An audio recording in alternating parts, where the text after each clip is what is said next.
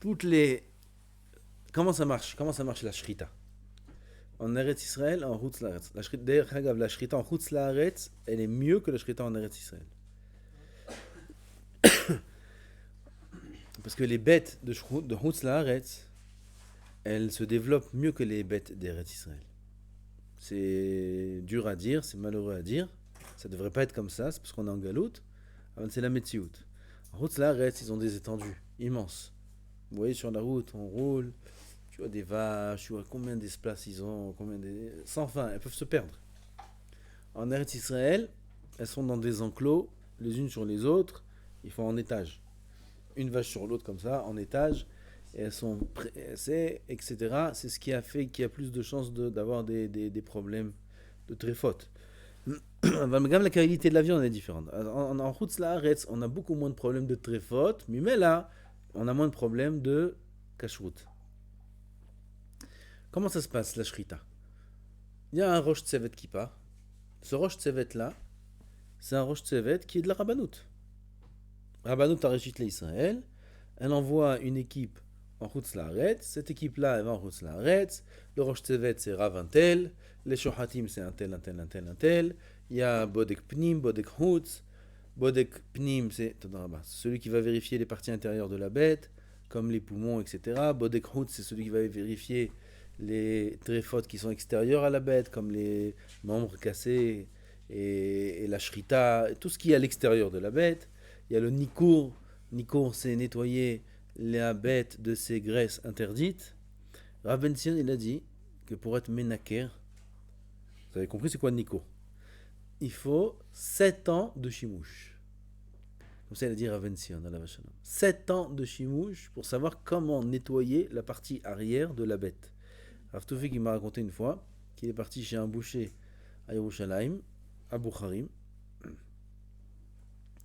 Et il a acheté un morceau de viande, une partie arrière de la bête. Et il prend le morceau et il voit des sortes de filaments blancs, le chelev. Le chelev, comment on dit en français le chelev? Non, chelev c'est pas la graisse interdite. Pas toutes les graisses sont interdites. Le chelev il doit avoir un nom. Bon, le chelev, kitsu, il est blanc. C'est pas des graisses, c'est pas du gras. Le chelev ça se mange. Le chelev c'est la meilleure partie de la bête. Kol chelev l'Hachem. De là le Rambam il apprend de ce pasouk qu'il faut donner le meilleur à Hachem. Pas comme il a fait Caïn, qu'il a amené du lin en tant que korban, comme il a fait Hevel, qui a amené de la laine. Il a amené un mouton, avec de la laine. Nous aussi, dans la Avodat Hashem, Kol chelev l'Hachem. Tu amènes les bikurim, il faut amener les plus beaux. Tu donnes la trouma, il faut donner la plus belle. Pas aujourd'hui. Aujourd'hui, la trouma, on la jette. Donc, au contraire, aujourd'hui, on va prendre la partie la plus moche des fruits. Les fruits qui sont abîmés. C'est cela qu'on va prendre pour prélever la trouma, puisque aujourd'hui, la trouma, de toute façon, on la jette. Alors, à l'époque où on l'a donnée au Kohen, on prend pas des fruits comme ça qui sont pas jolis et on les donne au Kohen. Non, on prend les plus beaux fruits pour les donner au Kohen. Kol chelev l'Hachem. Une fois, un Rav nous a fait une dracha. Il a dit Kol chelev l'Hachem. C'est quoi le chelev qu'on a donné à Hachem? Le Ben Azmanim. Ben Azmanim c'est le chelev של השנה. כל chelev l'Hachem. גם Ben Azmanim, כולו l'Hachem. Le meilleur de Hachem Yitbarach. Donc le chelev, c'est pas le gras que les enfants ils enlèvent. Ils aiment pas le gras. Donne-moi la viande sans gras. Dès que tu leur donnes du gras, ils mangent pas. C'est pas ça le chelev. Le chelev, c'est une sorte de morceau de graisse qui est très très tendre. Comme de la viande très tendre. Ça, c'est le chelev. Et il est en grande quantité dans la partie arrière de la bête. En grande quantité. Alors, on nettoie. Après, parfois sur le flanc, je crois que ça s'appelle le flanc. Le flanc, c'est la partie arrière de la bête. Là-bas, je crois que le flanc, c'est la partie arrière. Aujourd'hui, nous, on est en numéro. En Israël, on est en numéro. On n'a pas les noms des morceaux. Le flanc, ou le flanc Lloyd et Hama, la partie arrière de la bête où il y a le chelev, là-bas, le Rav, il avait acheté, et il restait des petits fils comme ça, blancs. Et il lui dit, c'est bon ça? Il lui montre au vendeur. Il dit, c'est correct ça? Il lui dit, le vendeur, donne-moi, je te nettoie encore un peu. Depuis, il n'est pas rentré dans ce magasin, et depuis, il n'a plus touché une partie arrière de la bête. tout fait qui fait attention. Une fois, je parlais des Hershirim du thon avec lui. Il dit, moi, je sais pas, je mange pas de thon. Et pourquoi le Rav? Il dit, parce que à l'époque, les rabbinim, ils avaient dit qu'il y a un problème dans le thon. Depuis, ils touchent plus le thon. C'est pas shoot. C'est comme ça qu'on travaille. C'est comme ça qu'on sert Hachem. Il y a un problème, on touche plus. Donc, ils mangent pas de thon, ils touchent pas au thon. Aujourd'hui, le thon, comme on a dit, on a fait déjà un shiur sur le thon. On a dit c'est Bichoul Israël. Et c'est Marzike Adat Belz. Eux, ils font attention. Ou Badat Aeda Haredit. C'est les seuls Hersherim qu'il y a dans le thon. À part ça, il ne faut rien toucher, aucun autre Hersher. Quand on a parlé longuement des Hersherim. Si c'est ces Hersherim-là, il n'y a pas de problème aujourd'hui. Ils font attention. Quand on dit il n'y a pas de problème, il peut y avoir toujours des problèmes. Quel Hersher on peut compter sur quel Hersher on peut compter les yeux fermés? Aucun. Ça n'existe pas. Les problèmes, ils peuvent exister partout. Aval, on minimise les problèmes. Donc quand on a un bon Hersher, les problèmes, ils seront minimisés. Aval, dire que c'est 100%, etc., personne ne peut être sûr. On revient à la Shrita. On envoie ce Rosh Tsevet avec les Shohatim, Bodek Pni, Bodek Chutz, il y a 6 étapes. Et ils font là-bas, ils se trouvent en Argentine, ils se trouvent dans un pays où il y a de la viande, où il y a des mashritot, des grandes mashritot. Là-bas, ils ont à leur disposition l'endroit, leurs bêtes, et ils commencent la shrita. Qui y a avec eux? Tous les chirim. Il y a Rav Mahfoud, il y a Bet Yosef, il y a Rubin, il y a Lando. Tout le monde se trouve là-bas. En général. Parfois, ils ont leur propre line. Lignée, on dit pas lignée. De production. Ligne de production, non. Chaîne de production. Ils ont leur propre chaîne de production, alors ça c'est différent. Mais en général, tout le monde se retrouve au même endroit. Et alors quand on va prendre Rabbanout, il y aura tel Rav, il n'a pas regardé. Et quand on va prendre Rav Mahfoud, il y a un Mashgiach, un Shochet du Rav Mahfoud qui se trouve là-bas. Et il regarde. Alors une partie, il va prendre, ça va être sa partie qu'il a vue, l'autre il va prendre une autre partie, l'autre il va prendre une autre partie, mais c'est la même chaîne de production. Dans la même chaîne de production, il y aura une partie de la viande avec Rav Zé, une partie avec Rav Zé, une partie avec Rav Zé. Une fois, ils ont sorti une vidéo cachée qu'ils ont filmée dans les supermarchés, dans un supermarché, je ne me rappelle pas lequel, il y a des grands supermarchés en Israël, Rami Levi, Oshera, tout ça. Là-bas, il y a la viande fraîche. Il y a un stand de viande fraîche. Il y a les viandes congelées dans les congélateurs. Et il y a la viande fraîche. C'est quoi la cacheroute de cette viande fraîche? C'est qui te dit, tu vas voir là-bas le vendeur, il s'appelle Mohamed. Tu lui dis, c'est quelle cacheroute? Il dit, c'est Bet Yosef. On ne mange pas Bet Yosef, on a dit déjà. Aval, il te dit, c'est Bet Yosef. Il te dit, c'est Rav Mahfoud. Il te dit, c'est Rav... Où c'est écrit? Nulle part. Toutes les grandes surfaces où ils vendent de la viande fraîche, il ne faut pas s'approcher de là-bas. 4 amotes. Il ne faut pas s'approcher de cet endroit. Il n'y a aucun Hersher sur cet endroit. Aucun Hersher sur cet endroit. C'est la Ne'emanout de Muhammad seulement. Bémet, allez à Choukaïr, rentrez à Choukaïr. Testez celui qui va faire des courses là-bas, qui rentre à Choukaïr et qui revoit là-bas, allez le truc de viande et demandez, c'est quoi cette shrita-là? Il te dit, c'est Bet Yosef, Badat Bet Yosef. L'arabe, il te dit, Badat Bet Yosef. Efokatou, nulle part. Où il y a une taouda, nulle part. Il y a une taouda sur le mur de la Rabbanout. Alors, une fois, ils ont fait une vidéo cachée comme ça. Parce qu'ils font des barquettes. Ils mettent en barquette, la viande fraîche, ils la mettent en barquette. Ils mettent une étiquette avec le prix. Et ils avaient une fois 2 rouleaux d'étiquettes. Une Hersher Bet Yosef et une un autre Hersher, je ne me rappelle pas. Et l'arabe, il prenait tout le rouleau qui lui arrivait dans la main. Et il a fini ce rouleau, il prend un autre. Une fois, il a pris celui-là. Une fois, il a pris celui-là. Ils ont filmé caché. Je l'ai vu, cette vidéo. Ils ont filmé comme ça. Il prend le rouleau qu'il prend. La viande, elle passe devant lui. Il met les étiquettes. Il dit, va cacher, voilà les chrim qu'on mange. On a été meilleur chef cette couchia. De cette vidéo. On a été Meyachev la Kushia. Comment? La Shrita Behemet, elle vient du même endroit. Et les Shohatim de Rav de cet Ercher et les Shohatim du Rav de cet Ercher, ils étaient là-bas. Donc on a dit à l'arabe, il y a 9 kamines, à quelle étiquette tu mets? Eux, les Hilonim, ils ont fait de ça un scandale. Mais les Maasé, c'est pas un grand scandale, c'est un mini scandale. Le scandale, il est même sans cette vidéo. Le scandale, il est que sur place, s'il n'y a pas un Rosh Tzevet qui est Reshamaim, alors les Shohatim là-bas, les Bodkim là-bas, ils font ce qu'ils veulent. Ils font pas ça méchamment. Mais peut-être qu'on parle de gens qui sont Shomrim Torah ou Mitzvot. On parle pas de Shohatim Chilonim. Ça n'existe pas une chose pareille. On parle pas de gens Rechaim. Il n'y a pas de Rechaim qui vont faire la Shrita. Aval, ils font moins attention. Ils font pas vraiment attention. Ils n'ont pas beaucoup d'Irat Shamaim.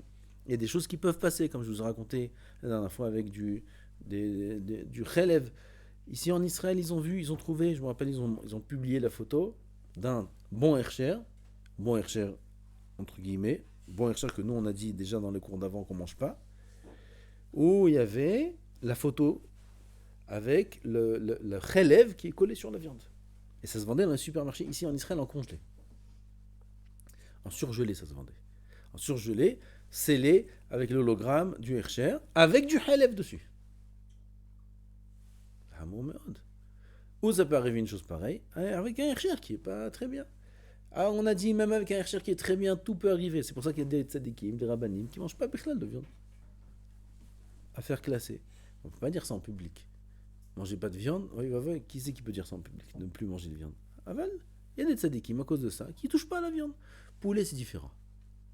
Poulet, bémet, tous les Hercherim, ils sont dans la même chaîne de production. Ils sont tous là-bas.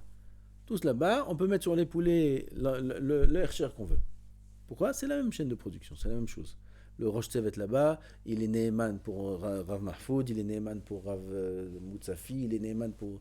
Il n'y a pas beaucoup de mashretot de poulet. Il y en a une ici à Atarot. Tout ce qu'on mange, tous les poulets qu'il y a dans le quartier ici, ça vient de Atarot. Et là-bas, tous les Rabbanout, ça sort de là-bas. Tous les Hercherim, ils sortent du même endroit. Même, non. Non, parce que eux, ils sont là-bas quand même. Aval, c'est la même chaîne de production. Rabbanout, il peut y avoir d'autres problèmes, d'autres histoires. Comme je vous ai raconté déjà, l'histoire d'un shochet. Il a jeté, il a vu de ses yeux que le poulet, il était taref. Le shochet qui a fait le poulet, qui est sorti taref, il a pris le poulet pour le jeter dans le bac des tarefs. Il y a 2 bacs. Bac des cachers, bac des tarefs. Il est venu, il l'a jeté. Ça se balance. Ils n'ont pas le temps de respirer là-bas. Les poulets non plus, ils peuvent pas respirer. Il le balance dans le bloc du taref et il a raté le bac.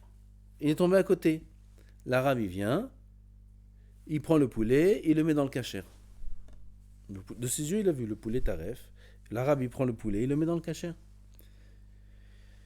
Cette personne-là, c'est mon beau-frère, qui est shochet lui-même, qui travaillait là-bas. Et il va voir le Rosh Tzevet. Il lui dit, ils ont pris ce poulet-là, regarde justement celui-là, ce poulet-là, et ils l'ont mis dans le... Il est taref. Il dit, si tu dis encore un mot, tu viens plus demain. Comme ça, il lui a dit.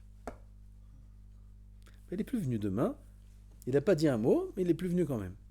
Il a arrêté Bichlal la Shrita. Il a arrêté Bichlal. Il a vu tous les problèmes qu'il y a là-bas dans la Shrita, il a arrêté. Et c'est une cachoute qui est très connue. Très connue, dans le Nord.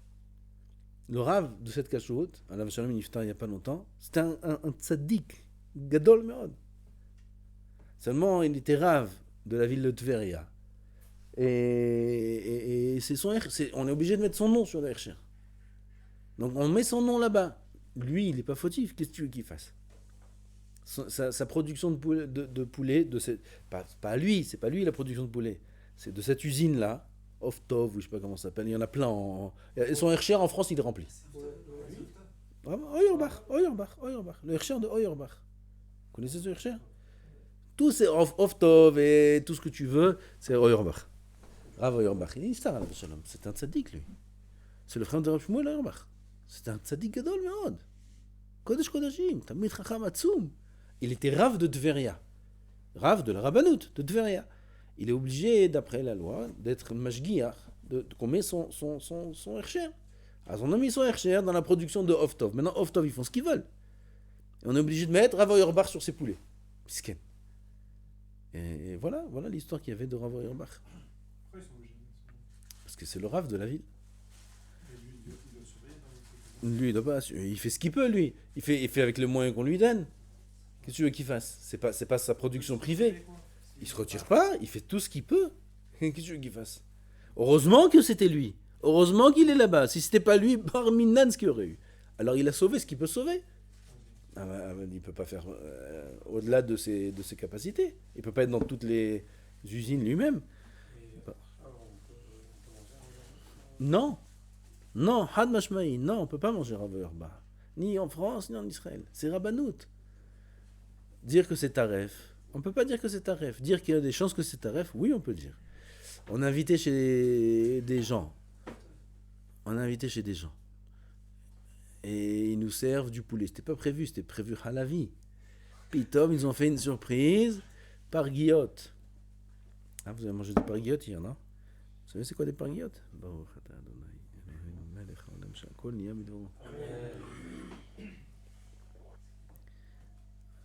Hein, vous savez c'est quoi des parguillottes?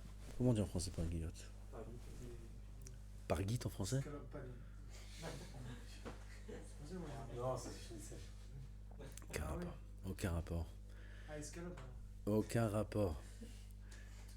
Bref, vous avez mangé des parguillottes hier, Nahon? C'était bon ou pas? On t'amène maintenant, tu arrives chez ta tante ou ta grand-mère et elle te sort maintenant. Voilà, je t'ai fait spécialement, mon fils, des parguites ou un escalope pané. Je suis parti l'acheter chez Naouri.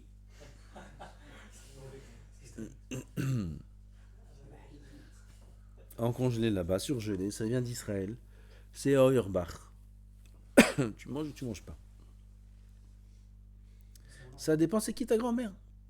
Ça dépend si elle est tunisienne, si elle est marocaine, si elle est ashkénaze. Si ashkénaze, t'as pas de problème. Tu manges pas. Il se passera rien. Si elle est tunisienne, tu peux te retrouver sur le trottoir. Ça dépend qui elle est. Bémet, ça dépend comment la personne va réagir. Si il y en a qui disent, il y avait un chacham une fois, il a dit, le médecin ne m'autorise pas. Mamie, j'ai un problème, le médecin ne me permet pas de manger. C'est moutard de dire ça? Hein? Pourquoi? Pourquoi? Ils veulent manger du poulet dans un autre endroit. Non, mais après, ils disent. Non, il retourne pas là-bas, il a été une fois, il s'est fait avoir une fois, il se fait pas avoir tous les jours. Il a droit de dire, mamie, le docteur, il m'interdit. C'est émettre, c'est sûr que c'est émettre. Rambam, le Rambam, ou refait. Un Rambam, c'est quelque chose d'assourd. D'accord? C'est moutard. Comme ça, il y a des chachamim qui ont fait déjà. Il dit, le médecin, il m'interdit. C'est qui le médecin? C'est le Rambam. Metsuyan. Si ça passe, il y a des grands-mères avec qui ça passe pas. Elle dit, mon fils, tu manges ça, tu guéris. Tu sais pas ce qu'il y a dedans. J'ai mis toute ma neshama dedans. Tu manges ça, tu guéris. Donc s'il n'y a pas, j'exagère un peu, mais si on voit qu'on peut vexer la personne, dans ce cas-là, on mange. Alakha lema, c'est quoi là? On dit. On mange. Je parle du poulet. Non, je parle du poulet. C'est-à-dire, la viande, je sais pas, j'ai rien dit. Alors le poulet, on est beaucoup plus mékel, même si c'est rabbanout, dans le poulet que dans les autres choses. Comme j'ai dit, les mashritot, les abattoirs des poulets en Israël, ils sont communs à beaucoup d'Herchirim. Et en général, c'est la même chaîne de production. En général, c'est la même chose. Donc il y a beaucoup de chances que le poulet qu'on mange rabbanout, il soit aussi le même Herchir que le Rav Mahfoud. Il y a beaucoup de chances. La différence, alors pourquoi j'ai payé le prix double pour Rav Mahfoud?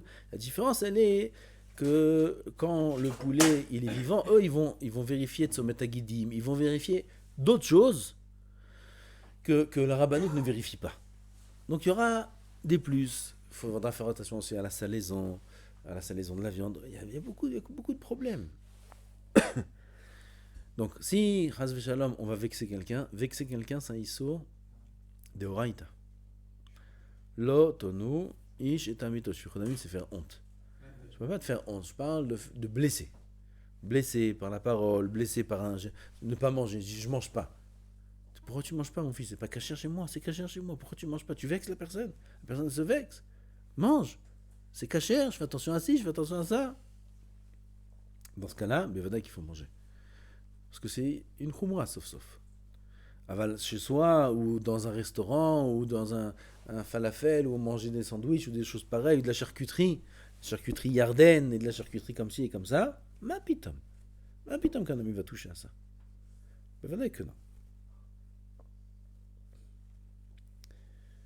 Maud. Atara, c'est Badatz Bet Yosef, on en a parlé en long et en large, on ne touche pas. Badatz Bet Yosef, c'est... Atara, c'est la marque, et Badatz Bet Yosef, c'est le nom de la cacheroute. On n'a pas dit que ça c'était de base Ramoudi Yosef. Ça n'a jamais été Ramoudi Yosef. C'est son fils, et il est surpassé. Ken. Et donc, je vais Agoudat pour Alim, ça c'est une banque. Agoudat Israël, il y a un Hercher Agoudat Israël. Est-ce qu'on peut manger ça? Avec le Joseph d'Agoudat Israël? La viande, Oui. chez tous les Hercherim Ashkenazim, ils sont bons. À part Aïda. Même à Aïda. On a parlé de ça. À Aïda, il y en a qui disent. Rav Yitzhak Yosef, il avait dit à l'époque que non, mais il y en a qui disent que oui. On a parlé du restaurant à Aïda. Le restaurant à Aïda, il y a de toute façon d'autres cacherouillottes, donc oui. De la viande surgelée à Aïda dans un supermarché, ça je t'aurais pas conseillé. Parce que c'est pas sûr que c'est halak, Bet Yosef. Ça non. Ouais, Aval de la viande fraîche à Aïda ou d'un restaurant à Aïda, des choses comme ça. vous avez pas vu, vous avez entendu parler de ce qu'ils ont fait là, la Haradit, ils font des viandes, ils écrivent avec Joseph et quoi la déante? Il m'a dit, et ils ont dit que c'est pas vrai. Même ils disent, quand on les appelle, on leur dit, halak, moi je les appelle une fois. Halak Bet Yosef, c'est Gamle Dat Asfaradim, ils disent oui. Et Rav Yaakov Yosef, il avait dit qu'ils mentent. Ils mentent pas. Ils font comme Tosfot et Rashi. Tu connais Tosfot et Rashi? Tosfot, il a une coucha sur Rashi. Alors que Rashi lui-même, il tient pas comme Tosfot. D'après ce qui tient Rashi, il n'y a pas de coucha Tosfot. Tu connais ça? Oui, il y a Chokhmat Manoar qui dit que Tosfot il est makché sur Rashi. Alors que Rashi lui-même, il n'a pas la coucha. Parce que lui, il pense pas comme ça. Tosfot, il est makché sur Rashi selon ce que lui, il pense. T'es makché sur Rashi, alors que lui, il pense pas ce que tu dis. C'est toi qui penses ça et t'es makché sur lui. C'est pas logique, c'est d'accord? Ashkenazim. Kach Ashkenazim. Kach Ashkenazim עושים. Ashkenazim veut dire oui, c'est גם ספרדים. Oui, מה אתה רש"י, לא מתחשב במה שאתה חושב. אני אומר לך, ככה ההלכה. ספרדים, ça n'existe pas pour eux. כן? Une fois, on était à table avec mon beau-frère. Mon frère, il a étudié à Pounovitch. Quand il était jeune, aujourd'hui, il s'est ramolli un peu. Non, un autre. Et il lui a dit, on était à table, et à mon beau-père, il lui a dit, nous, les Sfaradim, quand on mentionne les Ashkenazim, on dit Ahenu Ashkenazim. On dit Ahenu Ashkenazim. Mais vous, quand vous mentionnez les Sfaradim, comment vous nous appelez? Il lui a dit, nous, on ne vous mentionne pas. Pour les Ashkenazim, on n'existe pas, Michal. On n'existe pas. Nous, on est Hanin, on est Sfaradim, Ahenu Ashkenazim. Mais nous, pour eux, on n'existe pas. Bon, aujourd'hui, ça a un petit peu changé, Baruch Hashem. Ça a un petit peu changé quand ils ont vu qui c'est les têtes des lamdanim Sfaradim dans les yeshivot. Là aussi, mon beau-frère m'a raconté tous les Sfaradim dans les yeshivot ashkenaziyot qui essayent de se... de mishtaknez, ils essaient de parler comme eux, c'est les moins considérés. Qui c'est les plus considérés? C'est les Témanim. Les Témanim ne bougent pas. Ils restent avec leur accent, ils restent avec leur péod, ils restent avec leur minhagim. Ou les Sfaradim qui sont forts dans leur minhagim, eux ils sont très très respectés dans les grandes yeshivot des Sfaradim, des Ashkenazim. Il faut être fier de ce qu'on est. Il faut être fier de notre Torah. Ah, je t'ai coupé. Non, C'est bon? Comment elle va en France avec le bichou de Goy? On tient, parce que ça fait. J'ai dit déjà. Bichoul Goy en France, c'est problématique. C'est problématique. Qu'est-ce que tu veux que je te dise?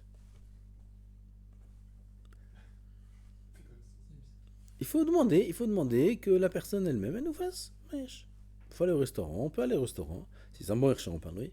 Si c'est un bon hercher, on va au restaurant et on demande que ce soit le juif qui nous mette sur le feu. C'est la colle. Le mariage en France, on demande au chômeur. Quand on va dans le mariage en France, on demande au chômeur pour savoir qui c'est qui cuit, la viande et tout ça. Ben, vadaï. Au mariage, il peut être pas, c'est déjà mis sur le feu. Ils viennent avec les plats qui sont prêts déjà. Ils viennent avec les chariots.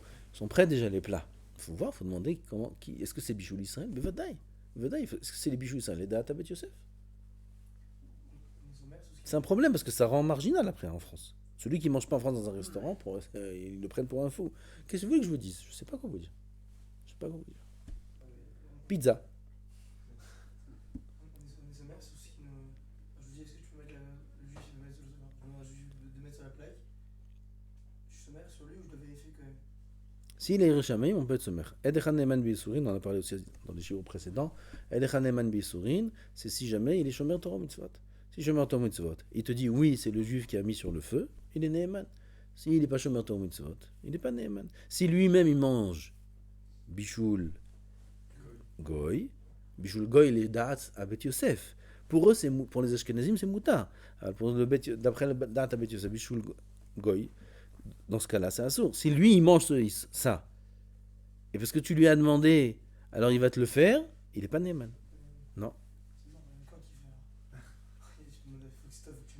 En Israël aussi, on a ce problème. Vous parlez de France. En Israël, il y a le même problème. Tous les restaurants qui sont rabbanout.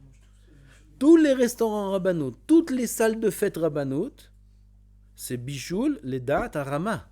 C'est l'ordre de bichoul, les dates à Beth Yosef. Pour un Sfaradi, c'est un Issour Gamour Minadine de manger. C'est pas une Humra, c'est Issour Gamour. Faire attention à ça, maintenant. Et le juif, il doit être chômage Shabbat comme ça? Non. Non, il doit ajouter juif, quoi. Quel? Ah, le juif qui pose, ouais. Ouais, le juif. Le juif qui allume. Non, c'est il est Mehalel Shabbat, c'est une machloket ça. Le juif qui allume. Hein? Le juif qui allume. Le juif qui allume? C'est le chômage Shabbat. Quel? Ouais, il est khatri là. Je suis dans en zone avec ma famille. Et c'est Bedjin la viande. Et je sais que celui qui paye sur le feu et tout, c'est religieux. C'est celui qui paye sur le feu. Bon, déjà, tu peux manger du poulet. Ouais, du coup, les plus grandes rigueur. Non, j'ai pas dit. Déjà, on peut descendre de la viande au poulet. Déjà. Achav, dans quel cas tu pourras manger? Dans un cas où ça vexe. Dans un cas où ça va faire des histoires. Gadol Shalom. Shalom, c'est plus important que tout. Si ça va faire des histoires, on fait pas d'histoire. C'est Beddin. Alors, tu peux rentrer dans beaucoup moins de problèmes si tu manges du poulet que de la viande. Il y a beaucoup moins de problèmes. Il y a moins de problèmes dans le poulet que dans la viande. Il y a moins de shéelot, il y a moins de sfekot. Il y a dans la melicha, c'est différent. Dans Chelev, c'est différent. Dans beaucoup de choses, le poulet, c'est différent. Le poulet, c'est shrita besiman echad. La behemot, c'est shrita b'shte simanim, rov shtaim. Dans le poulet, c'est rov siman echad. Il y a beaucoup de différences dans la shrita, dans beaucoup d'halachot. Donc, dès qu'on passe au poulet, on rentre dans moins de complications. Mais ça reste un safek qui peut... Si c'est pas bon, alors c'est pareil que la behema. Ça s'appelle nevela. Ça peut être trefa. Ils sont de oraït à chaque kazaït. Chaque kazaït, chiyuv malkout. On a dit, si jamais on est en famille ou on est dans des circonstances qui font que les gens vont mal le prendre, vont se vexer, ça va blesser des gens, ça va faire de la peine aux gens, mange. Si tu peux pas dire que le docteur est interdit, alors tu manges. Zéro. Aval, si c'est en famille, moi en famille, chez ma famille, non, ils savent, ils ont l'habitude. Mais pas d'aujourd'hui. Depuis le début, ils savent. Ils savent, ça non, ça oui, ça non, ça. Ils respectent. Ok, d'accord, ça c'est. Aujourd'hui, c'est ça tu peux manger, ça tu peux pas manger, ça c'est pour toi, ça c'est pas pour toi. Ça dépend. On arrive vendredi soir, on n'a pas vérifié c'est quoi la viande, maintenant il y a le couscous devant. Bon, même si c'est de la viande. Ça peut vexer énormément si tu viens Ben Azmanim en plus. Une fois, tu vois ta maman de temps en temps, elle a fait ce que tu aimes spécialement pour toi. Ça peut faire beaucoup de mal. Même si c'est de la viande. C'est Beddin? C'est cachère? Je sais pas, ouais. Ah. Oui. Si tu sais pas c'est Beddin, oui, c'est cachère. ça. Si tu sais pas si c'est du cheval ou du. Tu sais, ça, je peux rien. Ça, je peux rien faire pour toi. Ni pour toi, ni pour ta mère. J'y peux rien. Là, c'est un super cas.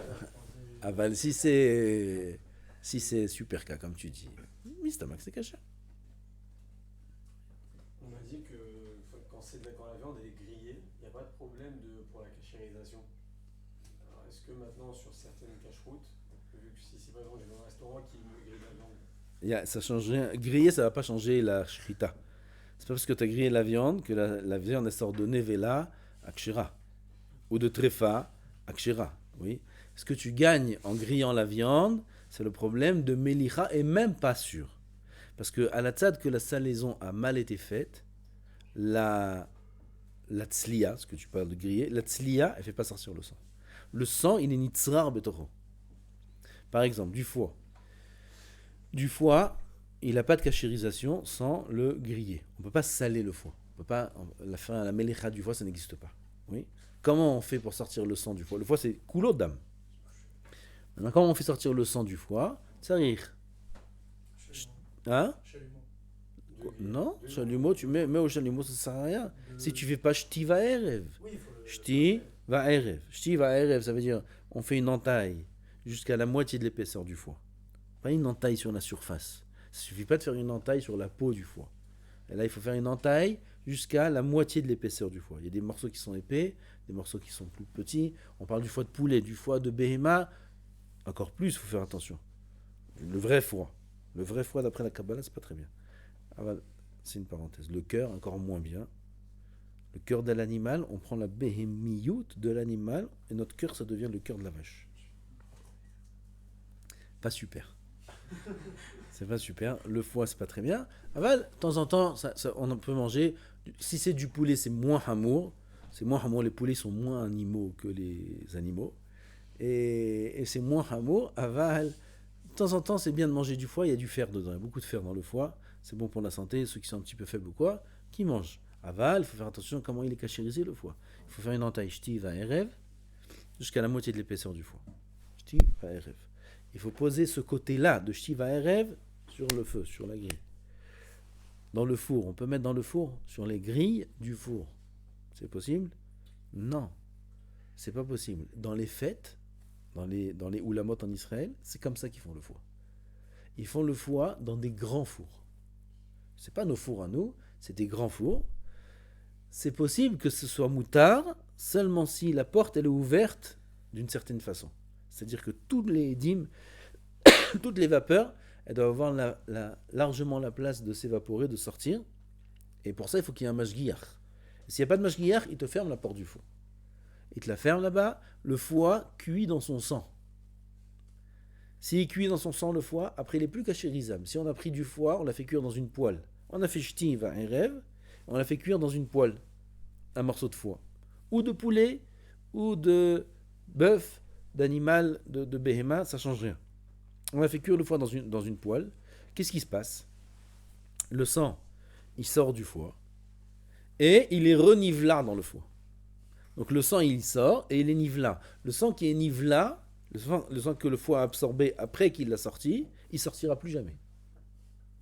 Donc si le foie a été cuit dans une poêle, dans une marmite, il a été cuit, il est plus cachérisable, il est jetable. Il faut le jeter ce foie-là. Et plus cachérisable. Comment on cachérise du foie? Comme tu as dit. Shti va erev et on fait griller. Le mieux, c'est griller sur une grille, peu importe électrique, peu importe si c'est des braises, peu importe si c'est du gaz, peu importe.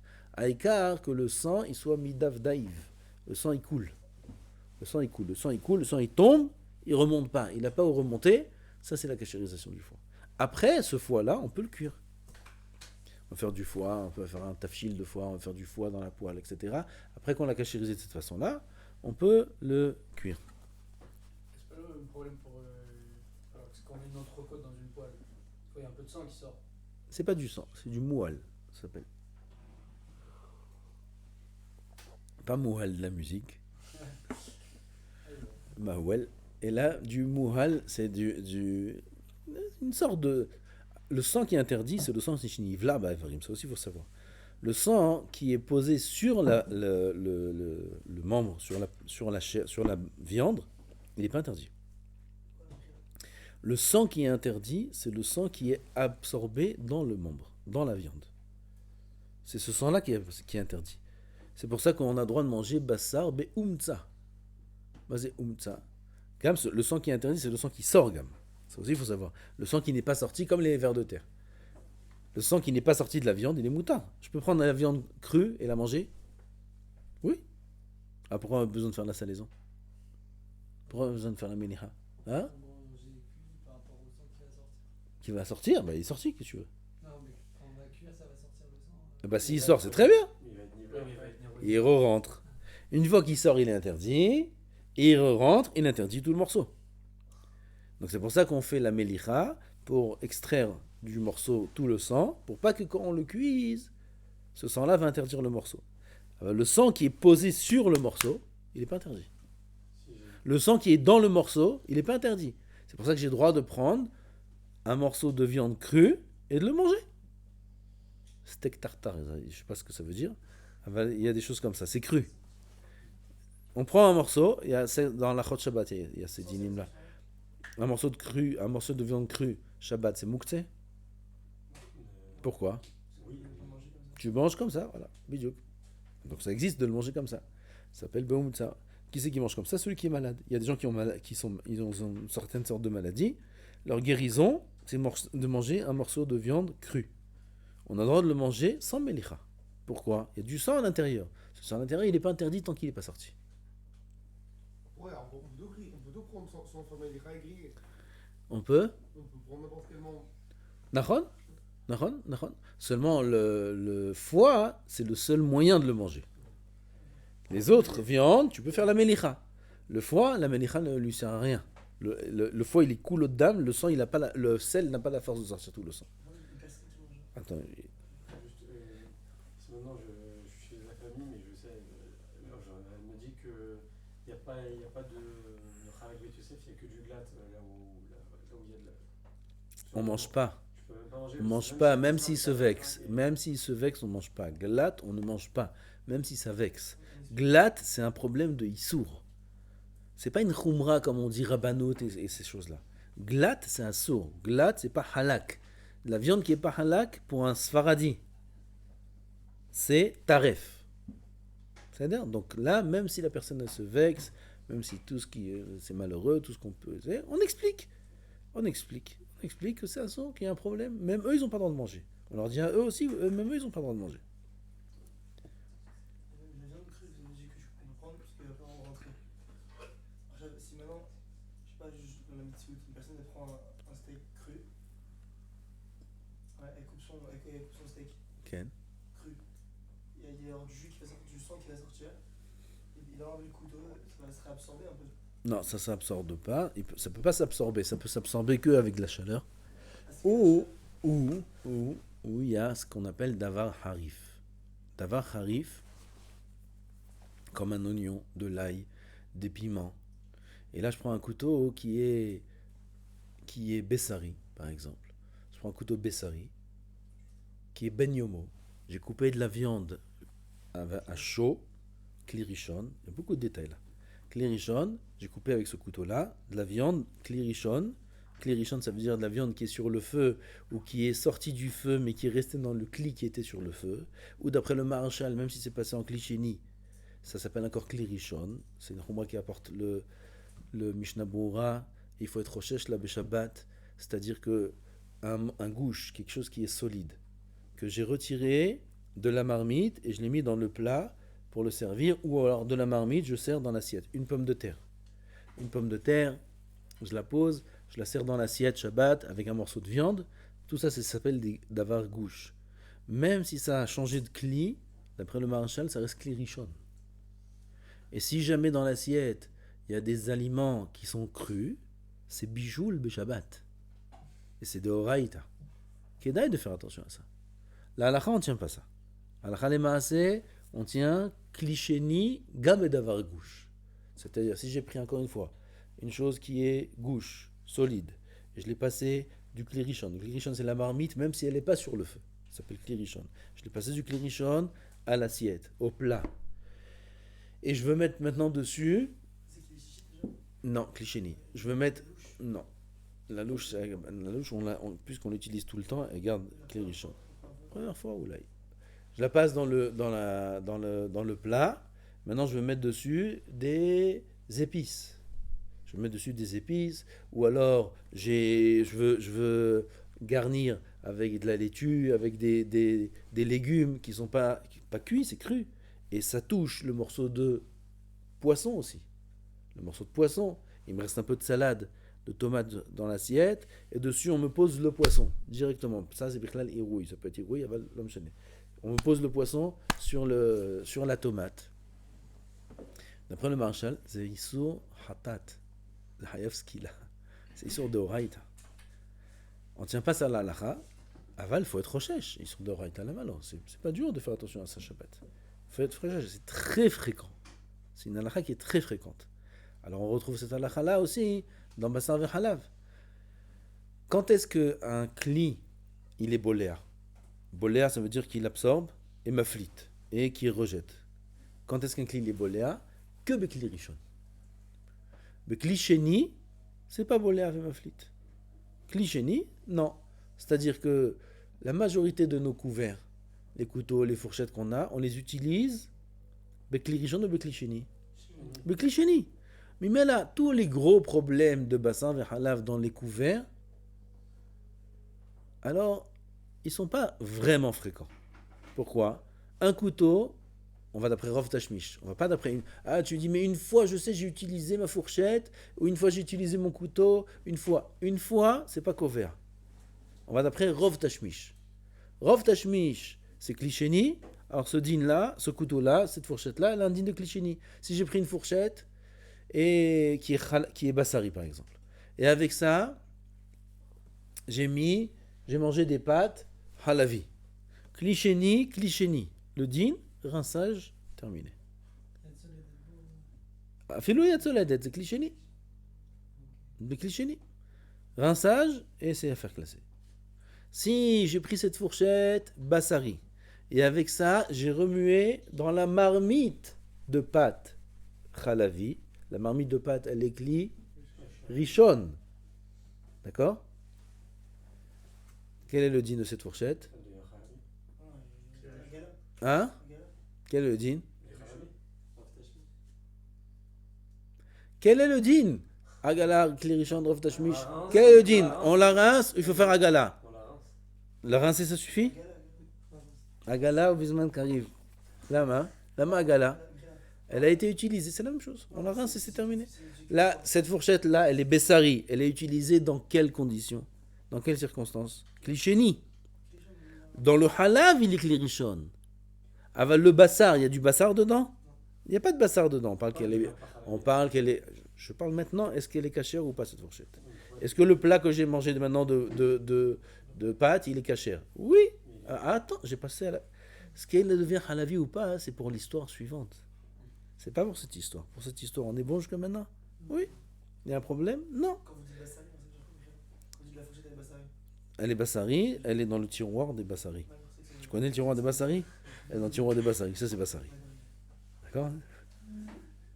Alors, dans ce cas-là,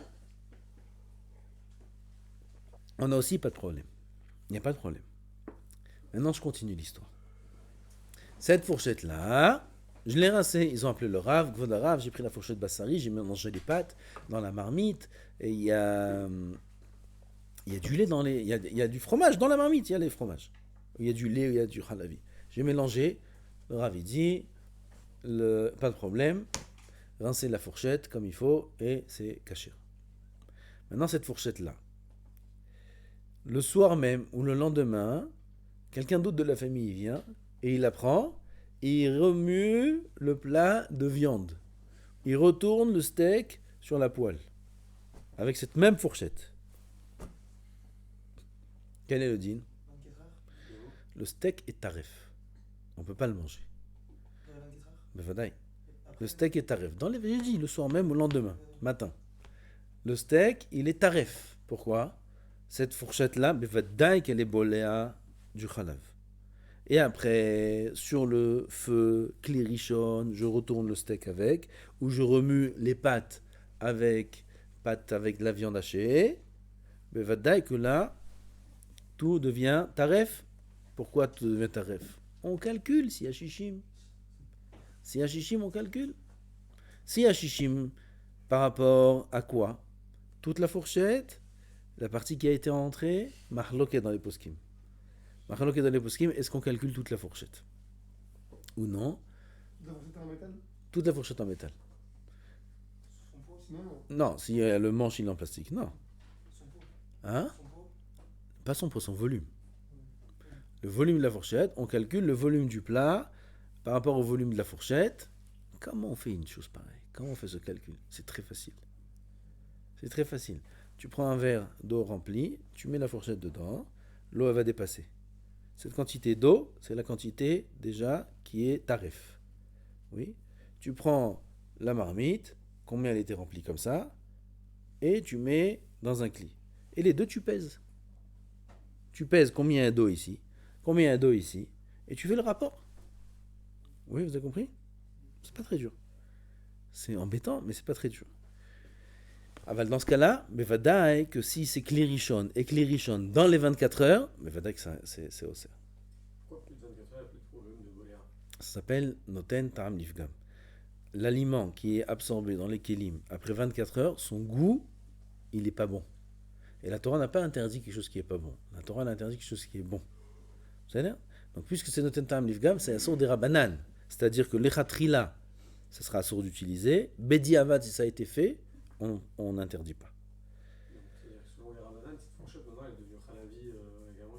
Ça, c'est même d'après la Torah, elle est devenue halavi. C'est Klirichon dans du halavi.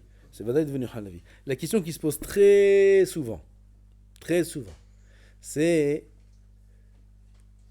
des pâtes parvées. Mais ces pâtes-là, je compte les manger avec du fromage. Après que je les ai mis dans l'assiette, je veux mettre du fromage râpé dessus. Mais pour l'instant, dans la marmite, c'est une marmite parvée, les pâtes sont parvées. J'ai pris un couteau, une fourchette, Bassari Ben Yomo. C'est-à-dire Bassari de Klirichon, une cuillère que j'utilise pour remuer les marmites. Cette cuillère-là, je l'ai utilisée dans les 24 heures avec de la viande sur Klirichon. Et j'ai pris cette fourchette-là, j'ai remué les pâtes avec. Cette question, elle revient très souvent. Est-ce que ces pâtes, je peux les manger avec de la viande, avec du lait, fromage? J'ai le droit de manger ces pâtes avec du fromage ou non? Encore une fois, la cuillère, elle est Bassari, Klirichon, Ben Yomo. Ben Yomo, ça veut dire dans les 24 heures, c'est pas Noten Ta'am Nifgam. Et j'ai mélangé avec ça ma casserole, ma marmite de pâtes parvées. Ces pâtes-là, je veux les manger avec du fromage. C'est moutard ou c'est assour? Tu demandes d'abord comment tu t'appelles. Pourquoi tu demandes comment tu t'appelles? Parce qu'il y a une différence entre pour les Ashkenazim et les Sfaradim. Pour les Ashkenazim, c'est assour. Pour les Sfaradim, c'est moutard. Ça s'appelle Nat bar Nat de Hetera. Noten Ta'am bar Noten Ta'am de Hetera. C'est quoi Noten Ta'am? Noten Ta'am, c'est le transfert d'un cli, d'un aliment à un cli. Ça, c'est Noten Ta'am. Cette cuillère-là, c'est une cuillère de viande. Bessari. Là, c'est le. Noten Ta'am. Nat, c'est racheter vote de Noten Ta'am. Cette cuillère-là, c'est une cuillère Bassari. Comment elle est devenue Bassari? La viande, Natan Ta'am dans la cuillère. D'accord? Donc ça, c'est le premier Noten Ta'am. Arshav, je prends cette cuillère. Elle est propre maintenant. Il n'y a pas de viande dessus. Je la mets dans la marmite où il y a les pâtes. Le goût de la viande qu'il y a dedans, il passe dans les pâtes. C'est le deuxième Noten Ta'am. C'est Nat bar Nat. Noten Ta'am, bar ça veut dire Ben. Ben Noten Ta'am, de second degré. Aval, Nat bar Nat, ça saut. Aval, puisque au début c'est Heter, arrêt, le premier Nat, le premier Noten Ta'am, c'est de la viande dans la cuillère. De la viande dans la cuillère, il y a un iso? Non, ça s'appelle des Hetera. C'est Heter. Le premier Noten Ta'am, c'est un Noten Ta'am de Heter. Il n'y a pas d'iso. Après, le deuxième Noten Ta'am, c'est aussi un Ta'am de Heter. Le goût de la viande, il est passé dans les pâtes. Il y a un iso? Il y a un iso? Il y a des mahmerim là ou quoi? Hein? Il n'y a pas d'iso. Donc c'est Nat bar Nat, tout ça, c'est Heter. La cuillère, elle a de la viande dedans, un goût de viande. Ce goût de viande, il passe dans les pâtes. Il y a un iso? Les pâtes, elles sont parvées. Elles sont parvées les pâtes. Non, elles sont dans la marmite. Elles sont parvées les pâtes. Il y a un issour dans le deuxième noten taram? Non. Donc dans le premier transfert de goût, de taram, il n'y a pas d'issour. Dans le deuxième, il n'y a pas d'issour. C'est nat par nat deetera. Nat par nat deetera, c'est moutar. On peut prendre ces pâtes-là et les manger avec de la viande, avec du lait, les khatrila. Pareil pour un plat qui a été cuit, ça aussi c'est fréquent. Un plat, des halot qui ont été cuits dans un four bassari. Est-ce qu'on peut manger ces halot-là avec du lait? C'est pas pareil. Là aussi, on a nat barnat de etera seulement si le four est propre. Un four, c'est différent. Un four, il rend oui bassari, les aliments qui sont cuits dedans, si jamais le four n'est pas propre. S'il reste des résidus de gras dans le four, ces résidus-là, avec la chaleur, les vapeurs se propagent dans tout le four et elles rentrent dans l'aliment. Ça s'appelle recha. Recha aussi, c'est une marloquée dans la Gemara. Im milta alaf milta. La recha, c'est recha. Milta. Ça dépend quel recha, ça dépend quel four, ça dépend de la taille du four. Dans nos fours à nous, mais vadaï qu'on craint ça. Et on interdit, pas qu'on interdit, on rend bessari ou halavi, ça dépend du four, s'il est halavi ou bessari, l'aliment qui est posé dedans. Alors, si le four il est propre, la femme de la maison, elle nettoie bien, ou alors elle a une bonne femme de ménage qui nettoie bien, et le four il est toujours propre, Baruch Hashem. Ils ont fait à manger, toutes les semaines ils nettoient, tu ouvres le four, il est propre. Dans ce cas-là, ça revient à nat bar, nat de etera, c'est mouta. On n'a aucun problème de manger les halot avec du lait. Aucun problème, même si elles ont été cuites dans un four qui est bessari. Dans le four, parfois il y a toujours des résidus noirs comme ça. Ils sont brûlés, c'est pas des résidus d'aliments. Ok, ça, C'est brûlé. Une fois que c'est brûlé, ça n'existe plus. Un grille-pain alors. Comment? Grille-pain. Un grille-pain. Ouais. Ou un toast comme ça. Une fois toast charcuterie, une fois toast fromage. Ah, c'est impossible, ça, c'est assourd. Non, mais je fais charcuterie d'abord. C'est assourd de faire ça. C'est assourd d'utiliser le même toast pour halavi et bessari. C'est assourd. Mais que c'est Non, assourd. mais c'est une fois j'ai fait ça maintenant. Une fois, il faut agarla. Pourquoi c'est la barlette? Non, ça c'est pas notre barnat. Ça devient des issoura directement. Pourquoi? Dans la paroi, j'ai fait la première fois bassari. Oui. Manivla dans la paroi, du bassa. Maintenant je mets mon toast, il y a du fromage dedans. Qu'est-ce qui est nivla de la paroi du toast au toast? Du bassa dans le halav. Donc ça c'est des issoura. C'est pas notre barnat de etera. Notre barnat de etera, il faut que ce soit dans du parvé. Ah bah là, si le toast, il y a du fromage dessus. Mais là, le fromage, il déborde, il touche la paroi lui-même. Là, c'est une salade totale. Maintenant, le clean lui-même, il devient taref. Si c'est ben yomo. Ah bah même si c'est pas ben yomo, mais des rabanan, il faut le cachériser. Ah bah si c'est ben yomo, c'est de oraïta. Le clean lui-même, il devient taref. Il faut tout démonter, il faut faire un grala de... Ça, c'est cachérisable. Il faut faire un grala des fers, des plaques en fer. Il faut faire un grala de ces plaques en fer-là. Dans ce cas-là, va que ça saute. Je prends un Je sais pas qui est en premier. C'est là. Qui korov elecha. il y a le toast, je mets un truc de khalavi dedans. Après 24 heures, dans les 24 heures, il met une pita par balle. Ça, c'est notre barnat. Il la retire, et il met de la viande dedans. Où dedans? Dans le pain. Ça, c'est notre barnat. Seulement, dans un toast, c'est gras. Le toast, il est gras. Le toast, il est gras. Il doit être propre à 100%. Peu importe. Ça reste notre barnat. Seulement, il faut faire attention. Le toast, c'est pas halak. C'est pas comme une cuillère, une fourchette, on peut bien nettoyer. Le toast, il y a des haritim. Il y a des recoins. Il faut que ce soit entièrement propre. Tu vois que ça crame, ça crame pas avec la chaleur qu'il y a en général sur ce grille-pain là, Pas forcément. par exemple.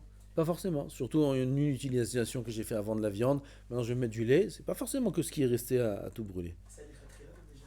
Quoi? Les khatria, je peux faire ça. Faire quoi? J'ai que 2 grille-pains à khalavi. Parce que je peux mettre mon toast dedans et manger une charcuterie avec. Si c'est très très très bien propre, oui, les khatrila. Nat barnat de etera, c'est mouton les khatrila. J'ai droit les khatrila de remuer des pâtes avec une fourchette. Dire de faire ça, pourquoi? D'accord? Pourquoi rentrer dans les problèmes? Arrête, on a 2 couverts. Tu sais que mes caradines, j'ai le droit de manger un yaourt avec une cuillère bassari. Tu connais quelqu'un qui va faire ça? Non, on fait pas ça. Mes caradines, c'est moutarde sans aucun problème. Les khatrila sans aucun problème. Tu ouvres le tiroir Bessari, Ben Yomo, tu prends le tiroir Bessari, tu prends là-bas la cuillère. Bon, cuillère, on mange pas beaucoup de choses. Tu prends la fourchette Bessari et tu manges avec ça ton yaourt. Les khatrila. C'est mouta. Quelqu'un va faire ça au monde, Bono Gelolam? Oh, il va avoir quelqu'un qui fait une chose pareille. Personne ne fait ça. Pourquoi? Parce qu'on fait attention. On fait de la chakot. Alors quand tu me demandes c'est les khatrila, c'est mouta. Réponse oui. Ah, c'est clair que ça à éviter. Il faut prendre 2 toasts. Un pour le halavi, un pour le bessari. Un pour le parvé. 3 toasts il faut prendre. C'est achitov pour les ashkenazim. Ah ouais, par rapport au Les ashkenazim, ils ont comme ça. Les ashkenazim, ils ont 3 couverts, vous savez. Les ashkenazim, ils ont halavi, bessari et parvé, justement à cause de ça. Le micro-ondes, c'est pareil. Comment? Micro-ondes. Micro-ondes, quoi? C'est une autre histoire, micro-ondes. Le micro-ondes, c'est un autre. Le micro-ondes, c'est beaucoup moins chamour que le four. Les parois du micro-ondes ne sont pas chaudes. Le micro-ondes, c'est les ondes qui font chauffer que l'aliment. Tu mets l'assiette, elle est froide. L'aliment, il est brûlant. L'assiette, elle reste froide. Comment c'est possible? Les ondes, ils chauffent que les aliments. Donc, puisque les parois du micro-ondes, elles sont froides, alors là, on est méquel. Aval, là aussi. Il faut faire attention, pas aux parois, il faut faire attention aux évaporations de l'aliment qui ont été chauffés là-bas. Tu prends un bol de lait chaud. Tu mets un bol de lait chaud au micro-ondes, tu mets 5 minutes, tu voulais mettre 30 secondes, tu as laissé 5 minutes. Tu sais ce qui s'est passé là-bas. Tu peux boire dans le micro-ondes. Tout le micro-ondes, il est rempli de lait. D'accord? Ah, j'exagère. Ah bah là, c'est pas comme ça. C'est très très chaud, ça a bouilli. Le lait, il est parti. Il s'est évaporé, il est sur les parois du micro-ondes. Maintenant, demain, 1 heure après, 2 heures après, tu vas mettre là-bas ta pita à chauffer pour manger dedans ta viande. Tu mets la pita à chauffer. Pareil, il met la pita 5 minutes, il veut la mettre 30 secondes, il a oublié 5 minutes la pita. Qu'est-ce qu'il y a cuit là-bas? Tout le lait des parois, il est venu, il s'est évaporé, il s'est collé sur la pita. Cette pita-là, tu ne peux pas la manger avec la viande. Si on veut utiliser un micro-ondes, les khatrila, il faut 2 micro-ondes. Si on veut utiliser un micro-ondes pour halavi et bessari, c'est moutard. Seulement, il faudra faire en sorte que ce soit toujours couvert. C'est assourd d'utiliser un micro-ondes halavi et bessari en même temps si les aliments ils sont découverts. C'est assourd. C'est assourd. Il faut qu'il soit toujours couvert. Couvert avec un. Là, je ne sais pas ce couvert-là, il y a des trous dans ce couvert-là. Couvert, hermétiquement. Il faut que ce soit couvert avec du fil aluminium ou le plastique ou un tupperware ou des choses comme ça, où c'est fermé. Ça va chauffer, même fermé, ça chauffe. Ça chauffe. Ça, on peut utiliser, mais Ikaradine, un micro-ondes pour halavi et bessari. Si on est macpide, que ce soit comme ça. Attends. Je sais pas, par rapport au foie, combien de temps faut le laisser sur la grille? Le temps qu'il cuise. Pour le cachériser. Le temps qu'il cuise. Quand il est cuit. Si tu l'as posé 1 seconde et le sang, il n'a pas eu le temps de sortir. Une fois que c'est cuit, c'est que le sang il est sorti.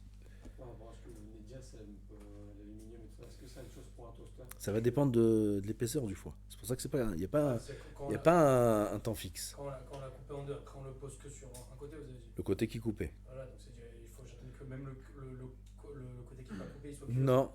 Non, parce que tout est sorti en bas. Ça y est, le sang il est sorti. Si ce côté-là il a cuit, c'est fini.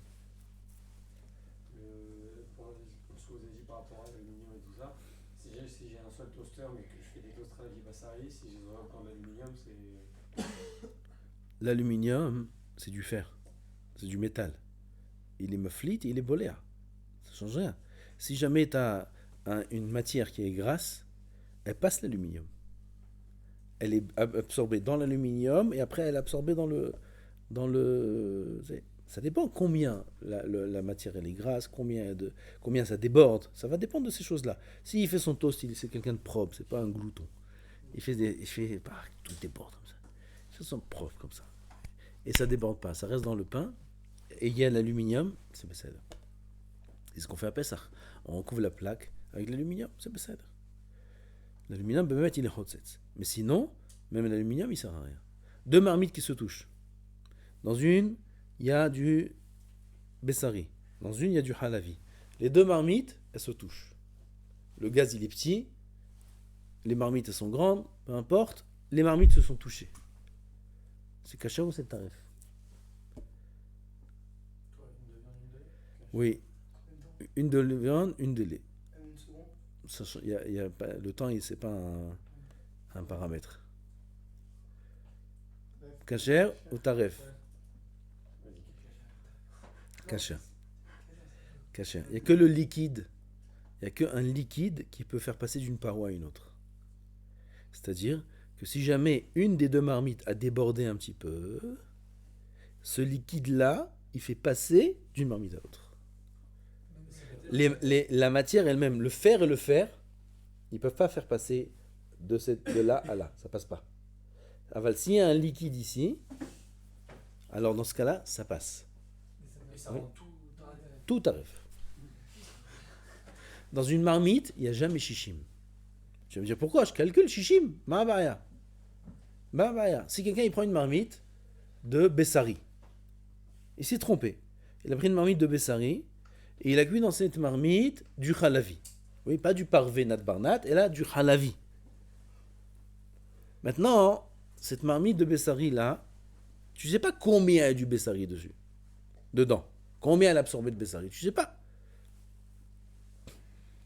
Prends l'aliment que tu as mis dans halavi et tu dois calculer shishim par rapport à quoi? À la marmite. Oui, il n'y aura jamais shishim. Ça n'existe pas. C'est physique. Essayez. Faites des calculs. Vous allez voir, peu importe l'épaisseur de la marmite, il n'y aura jamais shishim entre le contenu de la marmite et le volume de la marmite. Jamais. Sauf si c'est une marmite qui est très large et très fine et sans rebord. Ça, c'est le cas que les poskim ils ont dit. Dans une marmite comme ça qui n'existe pas, alors on peut avoir shishim. Peut-être. On peut avoir shishim. Ah ben dans une marmite classique avec des parois, une marmite, dans ce cas-là, il n'y a pas shishim dans le contenu par rapport aux parois de la marmite. Il n'y a pas shishim. Et c'est maintenant, je vois les. T'avais une question, non? Attends. Non, mais il a commencé. Ah, mais c'est vrai. Vas-y. Si par exemple je mets dans le micro-ondes un bol de lait, je le retourne avec un grand couvercle.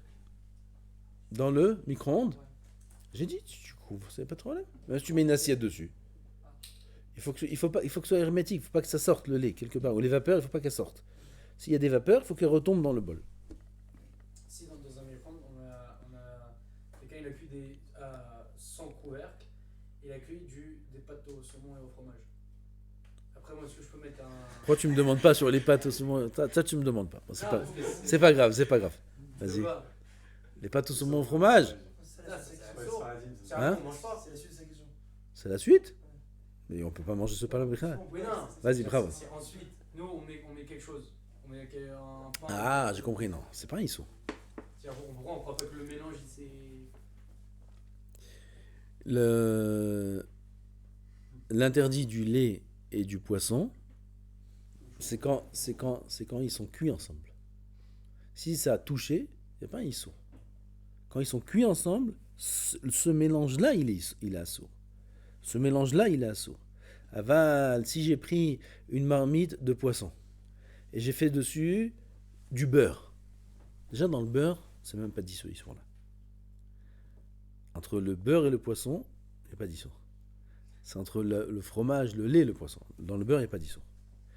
Maintenant, si j'ai une marmite de poisson, ben yomo, et je mets dessus du fromage, omelette au fromage. Il y a un issou? Ben yomo, aucun issou. Plus que ça, même si tu fais dessus de la viande, il n'y a pas d'issou.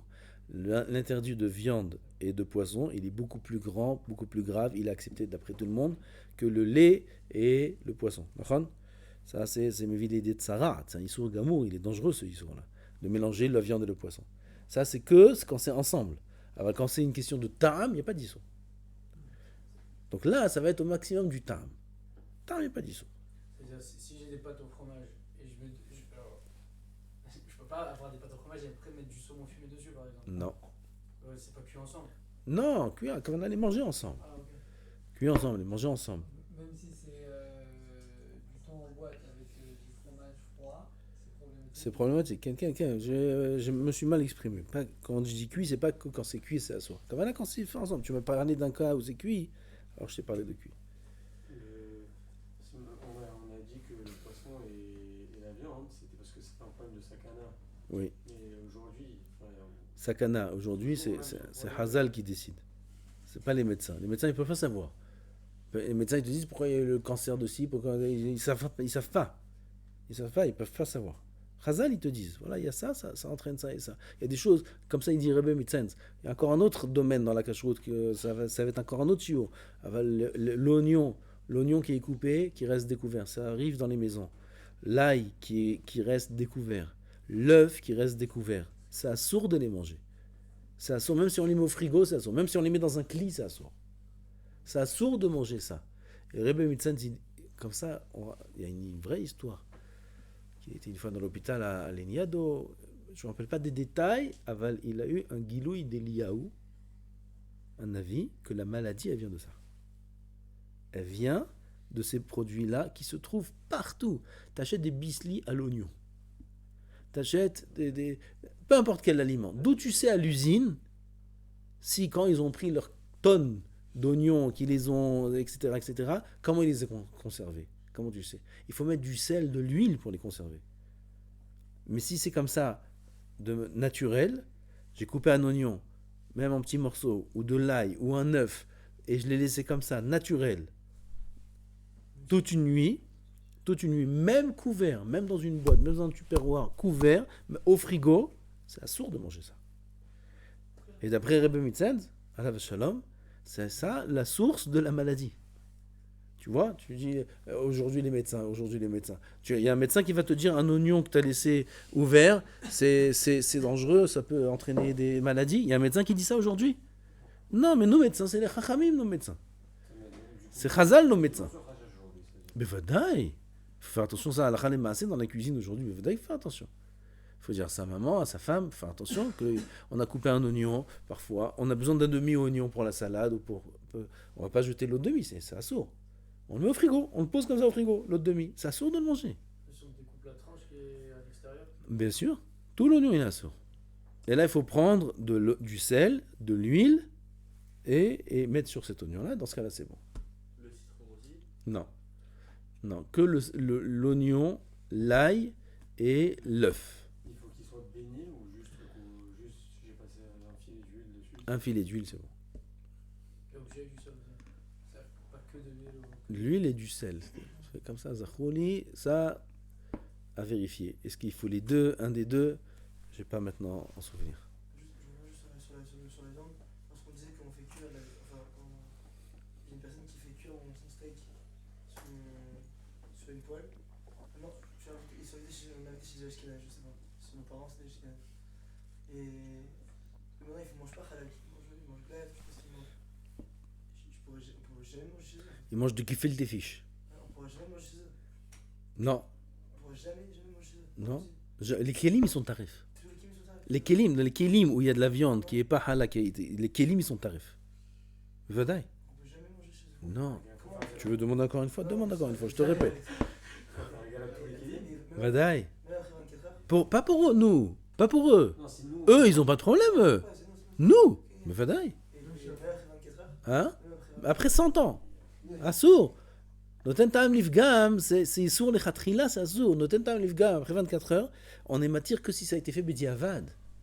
Les khatrila, on considère que c'est Ben Yomo. Même si on a de bon, on mange pas. Non, c'est Ah, l'admo, prends une bracha de l'admo, prends ce que tu veux. Tu Alors, manges ça- pas, c'est taref pour toi. c'est- Il reste admo, lui. Lui aussi fait la halakha et tout. c'est Il un n'a peu- pas de problème, il a pas de problème. Il a le droit de manger ça, lui. Ma baya. Il a le droit de manger. Pour nous, c'est taref. Madame admo, madame. Parce que quelqu'un il rentre chez lui et sa famille, l'ashgacha, c'est. Il mange. C'est Glas, tout ça. En France, c'est problématique. En Israël, c'est pas très fréquent. En Israël, il n'y a que là l'étiquette verte qui s'y cachette cette étiquette. Aval en France, oui, bevadaï. Même si elle fait des haricots verts dans la poêle, il peut pas les manger. Non. Zéro. Ben, attends, Bediavad, là tu parles Bediavad. Les haricots verts ont déjà été faits. Donc c'est Bediavad. Si ça a été fait, c'est que si la poêle elle est Ben Yomo. C'est-à-dire que la poêle elle a servi à de la viande qui n'est pas halak dans les 24 heures. Là, les haricots ils sont interdits. Ils sont interdits à la halé maasé, c'est pas une khumra. Ils sont interdits à la halé maasé. Aval, si c'est plus de 24 heures, les khatrila, on n'a pas le droit de cuire dans cette poêle. Bediavad, si on a cuit dans cette poêle, c'est caché. De la viande, non. Quoi de la viande? Pas. Vous avez pris avec les haricots verts. Il m'a parlé d'haricots verts, qu'est-ce que je te dis. Mais bah, demande à ce qu'il mange chez lui, je sais pas. Non, tout est bon après 24 heures, parce que vous dites, Bedi Avad. parce qu'elle déjà tout Ok. est bon à la maison. C'est vrai? Ah, que c'est très très bon. Ah, enfin, à la maison, moi, on a un paquet d'émincés d'oignons, mais c'est surgelé. Je sais pas quoi se dire. On n'a pas le droit de faire ça. Ah, non. Il y a des choses séchées. Il y a des oignons, je sais pas comment ça. Ils sont séchés. Il y a de l'ail séché, des petites tranches fines d'ail séchées. Il y a des cubes d'ail. Je sais pas. Si c'est un bon Hercher, voilà d'où l'importance du Hercher. C'est un bon Hercher, alors c'est bon. Ça va. Mais le surgelé, ça change rien. Tu sais pas ce qu'ils ont fait à l'usine? Mistama, que je sais pas. Là, il y a Tsarich Tarav Zaritsky. Ah, je fais ça par rapport à l'interdit de manger du lait avec du poisson. Oui. C'est assaut ou c'est. Parce que j'ai entendu mine, j'ai entendu plein de choses. Ça dépend si t'as faim ou pas. Et ça dépend de ce qu'ils te proposent le menu. Si c'est très bon, c'est minag. Si c'est bof, ça sort. Il est bon ce ravin. Hein. Ça sort. Ok. Et c'est quoi alors le Ça sort. Ça, minag, je te dis. Ceux qui ont faim, c'est pour eux, c'est un minag. Ça sort. ככה דת בית יוסף, ככה זה. אז les Marocains, ils vont te dire, נהגנו כהרמה. Pour les Ashkenazim, c'est moutar. Pour les Ashkenazim, ce Issour, c'est un taout sofer bichlal. C'est une erreur d'écriture dans le Beit Yosef bichlal. Il faut corriger, au lieu de dagim, au lieu de challah, il faut mettre dagim. C'est bichlal une erreur dans le Beit Yosef. D'après les Ashkenazim, c'est une erreur dans le Beit Yosef. Oui. Aval, non, on ne dit pas que c'est une erreur. Tous les poskim faradim, ils disent que c'est assour. Le minag dont tu parles, c'est encore une fois les Marocains, avec le Rama, et les Marocains dans Glat, et les Marocains dans ci, les Marocains dans ça. Alors c'est ok, s'ils ont ce minag, et Béhémet c'est un minag, alors ils ont le dim des Ashkenazim. Alors, toi, t'es Marocain? Quand tu veux, ça dépend si c'est bon ou si c'est pas bon. Fais ce que tu veux. Baruch Adonai Leolam, Amen ve Amen.